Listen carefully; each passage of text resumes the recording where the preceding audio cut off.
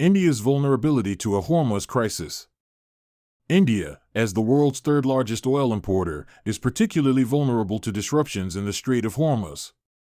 Over 80% of India's crude oil is imported, and nearly 60% of it comes from West Asian countries, much of which transits through the strait.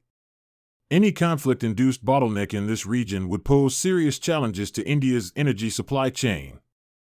The immediate economic impacts on India would include surging fuel prices, which would directly impact transportation, agriculture, and manufacturing. Rising inflation, eroding household incomes and slowing economic growth. A widening current account deficit due to a spike in the import bill. A weakened rupee, putting further pressure on the economy.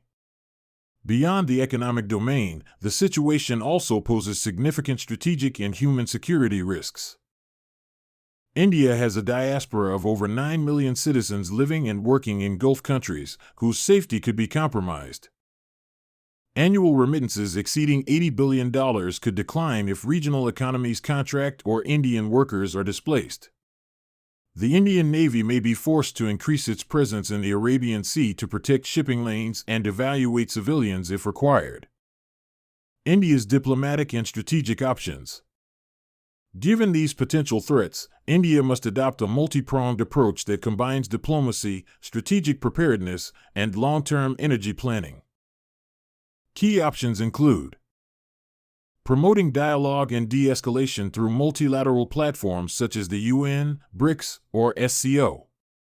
Supporting international efforts to maintain freedom of navigation and maritime security in the Gulf. Diversifying energy imports by expanding partnerships with Russia, the US, and African nations. Investing in strategic petroleum reserves, SPRs, to mitigate short-term shocks. Strengthening naval capacity and partnerships with Gulf countries for maritime security cooperation.